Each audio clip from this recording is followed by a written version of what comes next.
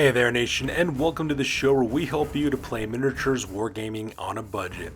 It is I, Commander Cheapskate, and we are back into the episode of the Golden Age. This is our series that is dedicated to Warhammer Fantasy Battle Reports, and this is Battle Report number 126. It is a 3,000 point battle that's fought between Bretonnians as well as Stormcast Eternals. My little sister Kiddo is bringing the Blackstone Crusade, her 3,000 point Bretonnians army, and I'll be bringing the Celestial Vindicators, my 3,000 point Stormcast Eternals army. So in case you've been tuning in for the very first time, what we've been doing lately on this channel is that we've been taking our Stormcast Eternals miniatures and actually using them in 8th edition Warhammer Fantasy Battle. I was able to find an 8.5 edition fantasy rules for Stormcast Eternals that were published by the Bells of Lost Souls. So I've put together a 3,000 point army. We've been taking it through its paces by finding every single army in our collection. Currently, the Celestial Vindicators are at 5 victories and 6 defeats, and hopefully we'll see exactly what happens when they fight against Bretonnians. So we're going to play some background music real quick. As the music is playing, we will show you photos as well as rosters of both armies. If you want to see exactly what we're bringing for this one, you can pause and take a look at your own leisure, or check down the description box down below for a full detailed army list. So that being said, let's get this battle report on a roll. Crom, I've never prayed you before. I have no tongue for it. No one, not even you, will remember if we were good men or bad, why we fought or why we died. No. All that matters is that two stood against many. That's what's important. Balor pleases you, Crom. So grant me one request. Grant me revenge. And if you do not listen, then to hell with you. Ladies and gentlemen, boys and girls, dying times here. So let's go talk about the scenario rules real quick. The scenario is Battle Line is the most typical game of Warhammer Fantasy that we play on this channel, with standard deployment as well as standard victory conditions. So with the scenario rules over, let's go and talk about battle plans and deployments. So here's an overview shot of the entirety of the battlefield. As you can see, we're playing on a 4x6 table. The Kiddo is deployed on the near side of the table, while my forces are deployed on the far side of the table. So pretty much my plan here is to basically catch my opponent in a full envelopment is what I'm going to try to do. What I'm going to try to do is I'm going to try to send my Seraphs of the Aether as well as my Seraphs, as well as my Heralds of Heaven, and try to have them outflank my opponent by going around the left and right hand flank appropriately. At the same time, my plan is to also whittle down his forces using the shooting elements from my Adjudicators as well as from my Vanguard Raptors, so that way I can whittle down his characters and hopefully kill these guys, because my sister has actually quite a bit of characters in this army. If I could take out her wizards, her general, as well as her battle standard bearer, then I pretty much have most of my sister's killing power pretty much negated, and then I could just kind of whittle down her forces bit by bit before countercharging with my own forces and destroying her in close combat. And that's pretty much what my battle plan is for this one. So with battle plan over, let's go and talk about deployment real quick. Alright, so starting off with the Blackstone Crusade on the far left hand side, we have 3 units of 5 yeomen. Up in the front we have the Realm Hussars, right behind them we have the Darnay Rangers, and right behind them we have the Chasseurs of L'Arve. And all 3 units are equipped exactly the same. Each unit has 5 yeomen with spears, crossbow, light armor, and shields. They also have the Peasant's Vow as well as mounted on horses. So make up the left hand of her side of her center deployment. On the left hand side we have the Pride of Lyonesse, which is a unit of 10 Knights of the Realm with full command. They have lances, heavy armor, shields, Knight's Vow, as well as Barded Warhorses. They also have the standard discipline for +1 leadership. Also leading that unit we also have 2 characters. In the center there we have Jeanne de Rais, Marshal of Lyonesse. She is a Paladin who's also the army's battle standard bearer. She's got heavy armor, shield, and lance. She's got the Knight's Vow mounted on her Barded Warhorse. She has the Virtue of Duty as well as the War Banner, which means that this unit has actually 3 up combat resolution as static, 1 for the battle standard bearer, 1 for the Virtue of Duty, as well as 1 for the War Banner. Also in this unit too is a character named Lair the Beast. He is a Templar Crusader. He's got heavy armor as well as a shield. He's got the Knight's Vow as well as an Ogre Blade. He's a nice Templar that's with this unit. At the same time, we also have Warren, the Hermit of Shalom, which is a Monk of the Lady. This character has a Barded Warhorse. He's got a level 2 Wizard with the Lore of the Lady. He's got the spell Steed of the Lady as well as Mist of Shalom. He's got a Dispel Scroll as well as a Terrifying Mask of E to give this unit terror. Right next on the right hand side, that unit is called the Blackstone Legion. So you have 10 Grail Knights of full command. They have lances, heavy armor, shields, Grail Vows, as well as Barded Warhorses. They have the Banner Defense, which gives them a 4-up ward save. And leading that unit as well, we also got 2 characters. Up on the right-hand side, we have Remi the Duchess of Lyonesse. She's a Bretonnian Lord. She's also the general of this army. She's got heavy armor, shield, Barded Warhorse, as well as a Grail vow. She's also got the sword of Strife, as well as a virtue of Heroism. At the same time, we also have another character named Quellcrist the Falconer. She's a Prophetess lady. She's running a Barded Warhorse. Level 4 wizard with the Lore of Life. She's got Flesh to Stone, Throne of Vines, Regrowth, as well as Dwellers Below for her spells, as well as the Staff of Sorcery. And then finally, right next on the right-hand side, that is a Ravizan Guard. Is 24 men at arms with Standard Bearer Musician. They got halberds, light armor, as well as the Peasant's Vow. And finally, making up the last of our army, on the left-hand side, that unit's called the Dawn Templars. 9 questing knights with full command. They have great weapons, heavy armor, shields, questing vows, and Barded Warhorses. They also got the Banner of Return of Flames for flaming attacks. Right next to them in the center, that is the Silver Squires. 9 Knights Errant with full command. They have lances, heavy armor, shields, Knight's Vow, Barded Warhorses, as well as the Erudite Banner. And right next on the right-hand side, we have another unit of 9 questing knights called the Dawn Templar, or the Hedge Knights. These guys have 9 questing knights with full command, great weapons, heavy armor, and shields, questing vows, Barded Warhorses, as well as the Banner of Swiftness, getting +1 of their movement. And finally, right behind them, we have a unit called the Bowmen of Baritz. It is a unit of 20 peasant bowmen. They have longbows, defensive stakes, braziers, as well as the Peasant's Vow. So moving on to deployment for the Celestial Vindicators, on the far left-hand side, we have a unit called the Seraph of Aethers. It is a unit of 5 prosecutors. They have Sigmaron armor as well as paired Celestial Hammers. And leading that unit are 2 characters. We have Quellcrist the Lamplighter. He's a Knight Azeroth with Sigmaron armor as well as a Star Blade, as well as a Shriving Light. And right next to him is Orion the Sky Hunter. He's a Knight Venator with Sigmaron armor. He's got the Realm Hunter's bow, hand weapon, as well as a Star Eagle. On the right-hand side of my left-hand flank, we have the Skyforge Snipers, 3 Vanguard Raptors. They got Sigmaron armor, hand weapons, as well as long strike crossbows. And right behind them are the Venerable Falcons, which is a unit of 3 Aether Wings. So make up the left-hand side of my main center line. I have the Scions of Mercy, 10 Judicators. They have Sigmaron armor, Skybolt bows, and hand weapons. They also got 2 Shockbolt bowls in that unit. They're also deployed using shield wall formation. And on the right-hand side of my deployment, I have a unit called the Solemn Martyrs. They got a unit of 10 Liberators with Sigmaron armor, great weapons, as well as shield. And leading that unit, I have most of my characters. On the left-hand side, that is Lord Ios of Azure Earth. He's Lord Celestin, who's also the general of my army. He's got Sigmaron armor as well as Sigmarite Runeblade. He's also got the Staunch Defender command attribute. He's also riding the Thundercaller, which is a Dracoth. Right next to the right-hand side, that is Jethun the Sullen. He's the Lord Relictor with Sigmaron armor as well as a Relic Hammer. He's got the Battle Prayers of Lightning Storms, Healing Storms, and Lightning Chariot. Also has a Dispel Scroll. Next, on the right-hand side, that is Jericho the Doomcaller, who's a Knight Heralder, armed with Sigmaron armor as well as a Sigmarite Broadsword and a Thunder Trumpet. And finally, on the right-hand side, that is Horus the Stormbringer. He is a Knight Vexilor, who's also the army's Battle Standard Bearer. He's got Sigmaron armor as well as great weapon, as well as the Meteoric Standard. And then finally, right next on the right-hand side, we have the Zenithal Titans, which is Unit 5 Paladin Retributors. They have reinforced Sigmaron armor as well as Lightning Hammers. And following the far right-hand flank, we have the Heralds of the Dawn, which are, Heralds of Heaven, rather. 3 Vanguard Paladins that got Sigmaron armor, Star Strike Javelins. Are also running Griff Chargers. And that pretty much makes my deployment for this one. So deployment over with, we go directly to the top of turn number 1, and both the Kiddo and I roll off for priority to see which of us has initiative. So with that takes directly to the top of turn number 1 for the Stormcast Eternals, and I get the initiative on this one, so I will be going first, and this photo is taken after the move phase. As you can see, not much of my forces have actually moved. I march fly my Stairs of the Aether along the left-hand flank, so that way they can start making their way towards the left-hand side of my enemy's forces. At the same time, I also use the Ride the Wind's Etheric ability for my Heralds of Heaven. I roll my 66 to see how far they go. They actually went forward like 34 inches. I rolled out of the box on that roll, so because of that, they land smack down the bottom right-hand corner right behind the Hedge Knights and threatening my opponent's rear flanks for the most part.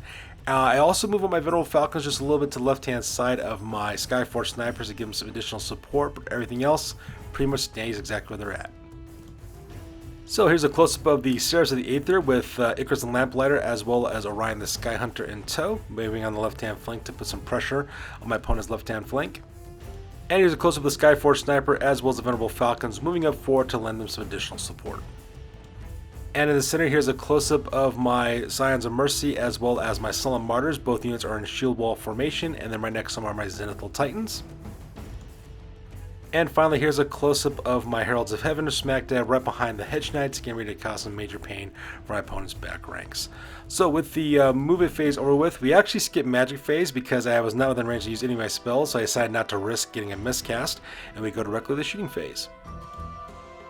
So in the shooting phase, unfortunately, it didn't work out too well for my Heralds of Heaven. When I went to go fire my Star Strike Javelins directly into the Hedge Knights, I missed all my shots. So because of that, not much really happened. So they're just kind of back there by themselves now, which is not so great. However, what was really great though was the shooting that took place here in the front. So first of all, I have my prosecutors from the Stairs of Aether open with their throwing hammers directly into the Realm Hussars. Managed to kill 3 of those guys, but they managed to pass their panic test. At the same time, I also opened fire with Orion the Sky Hunter. I actually have him fired a Star-Fated arrow directly into Quellcrist the Falconer, who was a level 4 wizard from the Grail Knight unit. I actually was able to hit that character as well as kill that character right off the bat. Unfortunately for the kiddo, she failed to roll for a banner defense, so because of that, Quellcrist the Falconer is dead. So my opponent's level 4 mage is killed. After that, I then concentrate fire with my Scions of Mercy. They open fire directly into the Pride of Lyonesse. I do manage to kill 2 Knights of the Realm, which is excellent, but the best part though, I opened fire with my Skybolt bows. I had 2 of them, aimed directly into Warren the Hermit of Shalom, was able to kill that wizard as well. So just like that, the kiddo's magic phase is now completely over.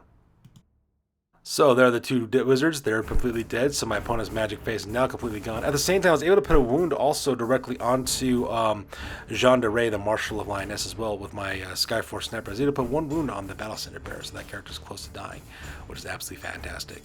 So with the shooting phase over with, we skip the combat phase because no one's engaged in close combat, and we go directly to the bottom of turn number 1 for the Bretonnians. Alright, so we go directly to the bottom of turn number 1 for the Bretonnians. This photo is taken after the move phase, and as you can see in this photo, the kiddo starts moving her forces forward as quickly as she can. Pretty much she just marches up everything that can pretty much march up forward for the most part. As you can see, the Pride Lioness, the Blackstone Legion, the the Dawn Templars, as well as the Silver Squires, all those guys march forward. The kiddo did test leadership for, of course, the Petuous leadership test for the Silver Squires. They did pass the leadership test, so they don't have to worry about declaring a charge. So all 4 of those cavalry units march forward across the battlefield, giving themselves set up to do a charge against my forces. At the same time, she also marches up the Realm Hussars, the Darting Rangers, as well as the Chasseurs of L'Arve over to the left-hand side to face off against my Stairs of the Aether. She moved those guys up there so that way she could open fire their crossbows directly into my prosecutors, which could be kind of deadly because those are strength 4 shooting attacks. Meanwhile, she does a quick swift reform real fast with her Hedge Knights to face off against my Heralds of Heaven, and that pretty much makes up her move phase. So as a close-up of the Realm Hussars, the Darting Rangers, as well as the Chasseurs of L'Arve, getting ready to open fire their crossbows directly into my Stairs of the Aether, and this could prove to be kind of painful, so I'm kind of worried about that. At the same time, there's a close-up of the Pride of Lyonesse as well as the Blackstone Legion marching up forward to get closer to my ranks. At the same time, the Ramazan Guard moving to the left-hand flank in order to protect the cavalry from being countercharged. And here's a close-up of the Templar of the Dawn as well as the Silver Squires making their way directly to my main battle lines. And here's a close-up of the Bowmen and Brits standing their ground so that way they can open fire with their longbows, as well as the Hedge Knights turning 180 to face off against my Heralds of Heaven. So with the move phase over with, we skip the magic phase because the kiddo's magic phase was eliminated during my turn, and we go directly to the shooting phase. During the shooting phase, the Realm Hussars, as well as the Darting Rangers and the Chasseurs of L'Arve actually managed to plink off one of my prosecutors, so I got off really lucky on that. Having 12 shots of crossbows going directly into you is no joke, and I was really lucky that only one of my prosecutors died. Luckily for me, I was making my ward saves like it was nobody's business. And at the same time, the Bowmen and Brits were able to put one wound on one of my Zenithal Titans. So the Zenithal Titans have 3 wounds apiece because they're Paladin Retributors, and it's more of an annoyance than anything else, but still, it's kind of interesting to see that strength 3 shooting can still put a toll on my Stormcast Eternals. So the shooting phase over with, we skip combat phase because no one's engaged in close combat, and we go directly to the top of turn number 2 for the Stormcast Eternals. Alright, so it takes directly to the top of turn number 2 for the Stormcast Eternals, and this photo is taken after the move phase, and as you can see in this photo, I pretty much stay put from most of my infantry forces, my Zenithal Titans, my Solemn Martyrs, my Scions of Mercy, my Skyforce Snipers, as well as my Venerable Falcons, all pretty much maintain their current position. There's no reason for them to move those guys. However, for my Heralds of Heaven though, my 3 Vanguard Paladors, I did charge them directly into the Hedge Knights, engaging those guys in close combat. At the same time, I also March flew the Stairs of the Aether to land right behind the Blackstone Crusade for movement shenanigans, as well as to do some annoying shooting directly towards my opponent. Aside from that though, everything else stays in place. So here's a close-up of the Venerable Falcons, as well as the Skyforce Snipers still maintaining their position so that way they can launch long-distance death directly towards my opponent. And here's a close-up of my Scions of Mercy, the Solemn Martyrs, as well as the Zenithal Titans standing their ground because there's no reason for them to move at this point. And here's a close-up of my Seraph of the Aether landing right behind the Ravizan Guard as well as the Blackstone Crusade, so that way they can do some shooting and start peppering my enemy's rear as well as flank. And finally, there's a close-up of my Heralds of the Heavens charging directly into the Hedge Knights and getting ready to put the smackdown in close combat. So with the movement phase over with, we go directly to the magic phase. During the magic phase, I was able to get Healing Storm off from Jethun the Sullen directly onto my Zenithal Titans. I was able to heal up that wound I lost earlier. I did try to cast Lightning Chariot, but unfortunately for me, though, the kiddo managed to dispel that by using all of our Dispel dice. So with the magic phase over with, we go directly to the shooting phase.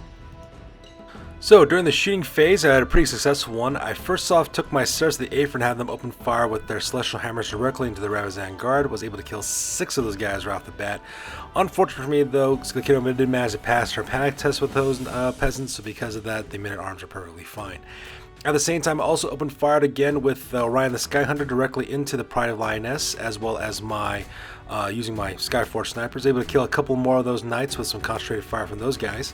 At the same time, did manage to kill Jean de Rais, the Marshal of Lyonesse, at exactly the same time using the sniper ability from my Vanguard Raptors.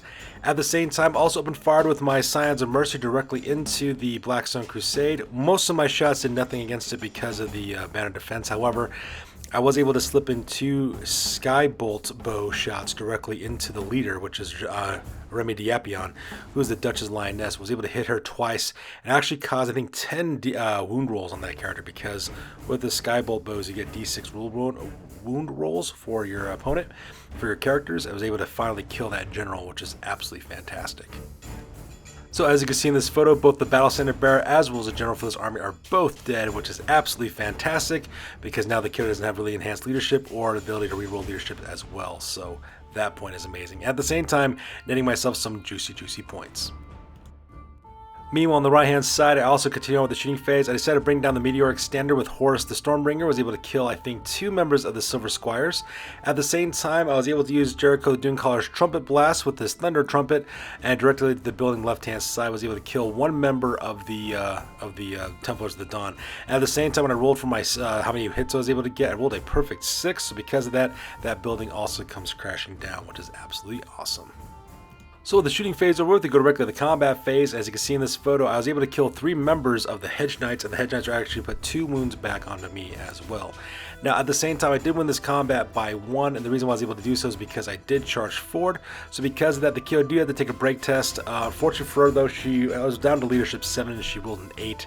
She didn't have a Battle Standard Bearer or a General nearby, so because of that, she had a roll to flee. I think she rolled back, 10 inches. I pursued, 11. So because I run down the Hedge Knights, managed to kill those guys to the last man. And at the same time, my Herald's Heaven was also crashing directly into the right-hand flank of the Silver Squires, and now I engage those guys in close combat as well, which is fantastic. So with that, we go directly to the bottom of turn number 2 for the Bretonnians, and this photo is taken after the move phase. As you can see in this photo, the kid decides to say YOLO and to charge forward. The first thing she does, she actually declares charge with the Pride of Lyonesse directly into my Scions of Mercy. I stand and shoot as a reaction, and unfortunately for the kiddo, all of those knights of the realm were killed off, which is from volley fire from my Shockbolt bolts and as well as my Skybolt bows. So because of that, that unit was destroyed. She then declares a charge with the Blackstone Legion, who charged directly into the Scions of the Solemn Martyrs. At the same time, she also declares a charge with the Templars of the Dawn directly into my Zenithal Titans and catches them in close combat. Meanwhile, her Silver Squires are still engaged in close combat with my Heralds of the Heavens. At the same time, she also does a quick combat reform with the Ravizan Guard as well to face off against my Seraphs of the Aether. And then she also marches up the Riom Hussars, the Darnay Rangers, as well as the Chasseurs La Herve in order to deal with the rest of my forces. And then of course her Bowmen the Barrettes stay in the back because they have defensive stakes. So here's a close-up of the Ravizan Guard. They did try to do a swift reform, but unfortunately for them, because they have horrible leadership for being peasants, they weren't able to do that, so because of their back is still facing against the Seraphs of the Aether. Here's a close-up of the Riom Hussars, as well as the Chasseurs La Herve, as well as the Darnay Rangers, getting ready to engage my Scions of Mercy, my Skyforge Snipers, as well as my Venerable Falcons. And here's a close-up of the Blackstone Legion, charging into the Solemn Martyrs, as well as the Templars of the Dawn, going directly into the Zenithal Titans. And here's a close-up of my Heralds of the Heaven, still engaged in close combat with the Silver Squires. And finally, there's a close of the Bowmen Brits who are standing their ground because they currently have defensive stakes in their location. So with the move phase over with, we skip the magic phase and we go directly to the shooting phase. And in the shooting phase, the Darning Rangers as well as the Remi Hussars opened fire with their crossbows directly into my Skyforce snipers. They were able to plink off one of my Skyforce snipers, which is kind of sad because that means I gotta take a break test. And unfortunately for me, I failed that break test and my characters flee. And when I rolled to see exactly how far they fled, they actually rolled a 12, so because of that, my Skyforce snipers flee right off the table. And because they're within 6 inches of the Venerable Falcons, they only have a leadership of 6. They have to take a break test. They failed their break test. I think they go back 4 inches what they end up doing. So just like that, my left-hand flank is starting to fall apart. And fire the Bowmen of Brits as well as the Chasseurs of l'Arve. Both those units concentrate fire directly into my Scions of Mercy. We were able to kill 2 of my Judicators right off the bat, so that part was crazy. I did have to take a panic test, but luckily for me though, my guys stood their ground and they don't go anywhere. So with the shooting phase over with, we go directly to the combat phase. And in the combat phase, good gravy, the combat phase between the Blackstone Legion as well as my Solemn Martyrs. In the end, they were able to kill 2 of my Solemn Martyrs. They managed to put 4 wounds on me. However, I was able to kill 7 Grail Knights, which is absolutely fantastic. Most of those kills were actually done by my characters, Jathun the Sullen, Horus the Stormbringer, as well as my General, Lord Ios of Azure Earth, as well as the Thundercaller. My Liberators didn't really get a chance to attack too much because of that narrow unit frontage from the Grail Knights. Needless to say, I won this combat by a landslide and the Grail Knights also fled, but because I'm also in a shield wall formation, I can't really pursue to go after them, so because I had to get away. I forgot to take a photo of it, but they get back like 7 inches in there. You'll see them later on photos with the last 3 remaining Grail Knights still left on the battlefield. Meanwhile, combat between the Zenithal Titans as well as the Templars of the Dawn was horrible. I was only able to kill 1 member of the Questing Knights. The Questing Knights were able to put 3 wounds directly onto me, killing one of my Zenithal Titans. Needless to say, they won this by a landslide. I think they actually won this by 2, 3, 4, 5, 6. Yeah, they won this by 6. I failed my leadership test, and when I rolled a flee, I rolled boxcars, so because of that, my Zenithal Titans fly off the battlefield. The kiddo does test to restrain, so because that, she does pass a leadership test, so she does a quick combat reform instead. And just like that, boom, my Zenithal Titans are gone, and the Questing Knights from the Templars of Dawn have turned to face against the right-hand flank of my Solemn Martyrs. Meanwhile, the combo between the Silver Squires as well as my Heralds of Heaven was an absolute slaughter. As you can see, I managed to kill 4 members of the Knights Errant, which was absolutely fantastic. Needless to say, my opponent, of course, do lose this battle by a landslide. She has to take a break test, and of course, she fails that break test. I pursue. I believe she ran 8 or 9 inches, but I made it 10, so because I was able to flee right across the battlefield, run down the last of the Silver Squires, and slaughter them down on the run. And if you also notice there on the top there, you can see what remains of the Blackstone Legion right there in the center of the battlefield as well. And that pretty much ends the combat phase on this one. At this point, the kiddo also decides to call the game just because of the amount of losses she took. She realizes there's no way she's going to be able to bounce back from it. So just like that, this is the end of the game with the Stormcast Eternals pulling off another win. So that being said, ladies and gentlemen, we're going to go directly to the after action report because this battle report is now officially over. That's it, man. Game over, man. It's game over. Sure, I could have stayed in the past. Could have even been king. But in my own way, I am king. Hail to the king, baby. Alright people, now it's time for the after action report. This is the part of the battle report we talk about what went well, what went poorly, and what we can learn for the next time that we do battle. This is the after action report for the Golden Age Warhammer Fantasy Battle Report number 126, and this one ended up being a victory for yours truly. I was able to score 2,772 victory points, while the kiddo was only able to score 396. For my losses, I lost the Zenithal Titans, the Venerable Falcons, as well as the Skyforce Snipers. The kiddo, she lost Remi d'Apion, the Duchess of Lyonesse, Quellcrist the Falconer, Jean de Rais, the Marshal of Lyonesse, Lair the Beast, Warren the Hermit of Chalon, the Pride of Lyonesse, the Silver Squires, the Hedge Knights, and the Blackstone Legion. One thing and one thing only won me in this battle, and that was the sniper special rules. My sniper special rule with my shock bolt bows, the long strike crossbows, as well as the Night Venator was enough for me to eliminate all of the kiddo's characters. I was able to destroy her magic phase by killing Quellcrist the Falconer and Warren the Hermit of Chalon, which took away a lot of her ability to defend her forces. I also took away her leadership support by assassinating Remi d'Apion, the Duchess of Lyonesse, her general, as well as her battle standard bearer Jean de Rais, the Marshal of Lyonesse. After I was able to eliminate those characters, the rest of the battle was just pretty much just spent mopping up the rest of her forces with shooting and close combat.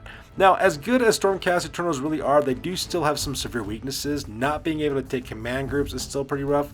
I can't do swift reforms all that well, especially if they're in shield wall formation, and I also do miss that static +1 combat resolution from having a standard bearer. And at the same time, the leadership is not very good for some units. For example, the Aether Wings and the Vanguard Raptors just fleeing on the left-hand side of the battlefield was a perfect example of this as well. Still, this was an extremely fun game, and I love playing against the kiddo all the time. She's my little sister, she's an excellent opponent, and as always, I can't wait for the next game. Right now, the Stormcast Eternals Army's record is at 6 wins and 6 losses, and we only have 2 more armies left in our studio's collection for the Stormcast Eternals to fight against. The first one is our Slaanesh Legion Chaos Army. I'll be fighting against my little sister Shade on that one. At the same time, we also get to use our brand new Lizardman army. We could finally get to use that up here in a little bit as well. And just like our Stormcast Eternals army, we will take that Lizardman army and have it run through its paces by facing every army in our collection. So that's the good do for this week, guys. As always, please feel free to like, comment, and or subscribe. Your guys' input is invaluable to us as always. Also, check us out on Facebook, Instagram, as well as blogger.com for all the latest, greatest hobby news related to this channel. That's good do for this week, guys. I'll catch you guys next one. Peace out, and we'll see you guys on the next one.